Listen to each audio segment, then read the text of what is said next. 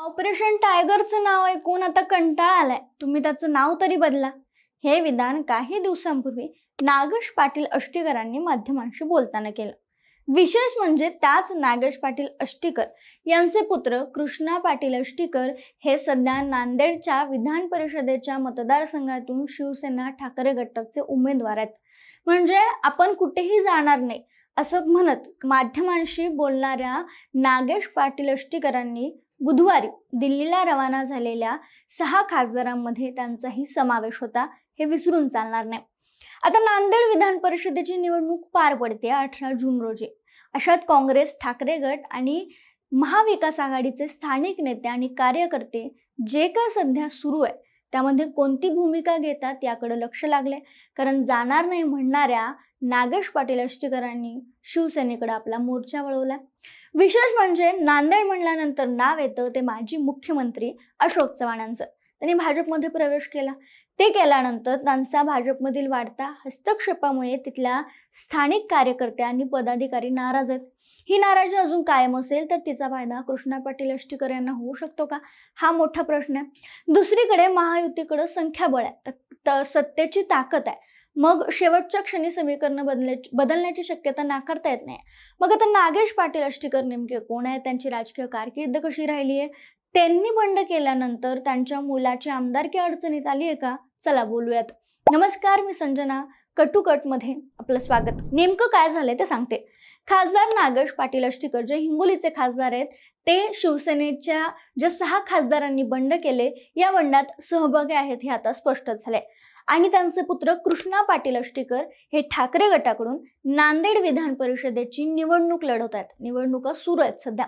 अर्थात ते महाविकास आघाडीकडून पुरस्कृत उमेदवार आहेत, कारण ही जागा आघाडीकडून काँग्रेसला सुटली होती. मात्र काँग्रेसच्या उमेदवारांना माघार घेण्यासाठी नागेश पाटील अष्टीकरांनी खूप प्रयत्न केले आणि अखेर काँग्रेसच्या उमेदवारांनी माघार घेतली. यामुळं काँग्रेसचे कार्यकर्ते देखील नाराज असल्याचं बोललं जात आहे. तसं तर आघाडीकडे एवढं जास्त संख्याबळही इथं नाहीये, पण नेहमी प्रचारादरम्यान कृष्णा पाटील अष्टीकर वारंवार म्हणतायत की माझ्याकडे मॅजिक फिगर आहे, पण ती मी तुमच्यासमोर आणणार नाही, असं ते सारखं म्हणत होते. खरं तर नांदेडची इथली निवडणूक बिनविरोध व्हावी यासाठी अशोक चव्हाणांनी प्रयत्न केले. पण असं असताना आपल्या मुलासाठी नागेश पाटील अष्टीकरांनी प्रयत्न केल्यामुळं ही निवडणूक महाविकास आघाडी विरुद्ध महायुती होणार आहे. मात्र याच आधी महायुतीसोबतच महाविकास आघाडीचे खासदार गेल्यामुळं सध्या संभ्रम अवस्था निर्माण झाली आहे. हे सगळं सुरू असताना बंडात त्यांनी सहभाग नोंदवला आणि त्यांचा जो 6 खासदारांचा गट आहे तो लवकरच शिवसेनेत विलीन होणार असल्याची चर्चा आहे. मग आता प्रश्न असा आहे की शिवसेना, ठाकरे गट, काँग्रेस आणि राष्ट्रवादी शरद पवार गटाचे नगरसेवक नेमकं कुणाला मतदान करणार. तसं पाहिलं तर कृष्णा पाटील अष्टीकर हे आघाडीचे उमेदवार आहेत, पण ठाकरे गटाकडे फक्त 19चं संख्याबळ आहे. पण काँग्रेस आणि शरद पवार गटाच्या राष्ट्रवादीची मतं देखील त्यांच्यासोबत असणार आहेत. पण काँग्रेसचे उमेदवार रामदास पाटील सुलतानकर यांना माघार घ्यावी लागली. उल्लेख केला मी त्याप्रमाणे काँग्रेसमध्ये नाराज आहे. त्यातच प्रशांत इंगवले हे वंचितचे उमेदवार आहेत, जे दोन्ही उमेदवारांची डोकेदुखी वाढवू शकतात. इथं काँग्रेस नाराज असल्यामुळे वंचितच्या उमेदवाराला मदत करण्याची शक्यता देखील काही जाणकार वर्तवतात. असं असताना म्हणजे काँग्रेस नेमकं काय करणार किंवा ठाकरे गट काय करणार अशी चर्चा सुरू असताना ठाकरे किंवा राष्ट्रवादींची भूमिका अजून समजली नाही आहे. पण काँग्रेसनं नुकताच आपल्या सगळ्या नगरसेवकांना व्हीप जारी केला. कृष्णा पाटील अष्टीकर यांनाच मतदान करा असे आदेश देण्यात आले. शिवाय नागेश पाटील अष्टीकर अर्थात कृष्णा पाटील अष्टीकर यांच्या वडिलांनी बंड केल्यानंतर त्यांनी लगेचच समोर येत ती त्यांच्या वडिलांची अर्थात ती माझ्या वडिलांची भूमिका आहे जे त्यांनी शिवसेनेसोबत जाण्याचा निर्णय घेतला, पण मी ठाकरे गटासोबत आणि महाविकास आघाडीसोबत कायम आहे अशी आपली भूमिका नागेश पाटील अष्टीकर यांनी व्यक्त केली आहे. आता बघा, अशोक चव्हाणांचा उमेदवार कुठल्याही परिस्थितीत त्यांना निवडून द्यायचा नाहीये. कुणाला? काँग्रेसला. ही काँग्रेसची भूमिका असल्यामुळेच काँग्रेसने कृष्णा पाटील अष्टीकर यांनाच मतदान करण्याचा व्हीप जारी केलाय असं समजते. पण इथे ठाकरे गटाचे नगरसेवक, राष्ट्रवादीचे नगरसेवक आणि स्थानिक नेते प्रत्यक्षात काय भूमिका घेतात, जरी व्हीप बजावला असला तरी कुणाला मतदान करतात, हा मोठा प्रश्न आहे आणि याचं उत्तर आपल्याला निकाल लागल्यानंतरच मिळणार आहे. दुसरीकडे महायुतीत पाहिलं तर अशोक चव्हाण यांच्या संदर्भात राष्ट्रवादीने शिवसेनेच्या काही कार्यकर्त्यांमध्ये नाराजी असल्याचं बोललं जाते. जरी सगळ्यांना एकत्र ठेवण्यासाठी त्यांनी प्रयत्न केले असले तरी आता नागेश पाटील आष्टीकर शिवसेनेत जाणार असल्याच्या चर्चेनंतर समीकरणं जास्त गुंतागुंतीची झालेत.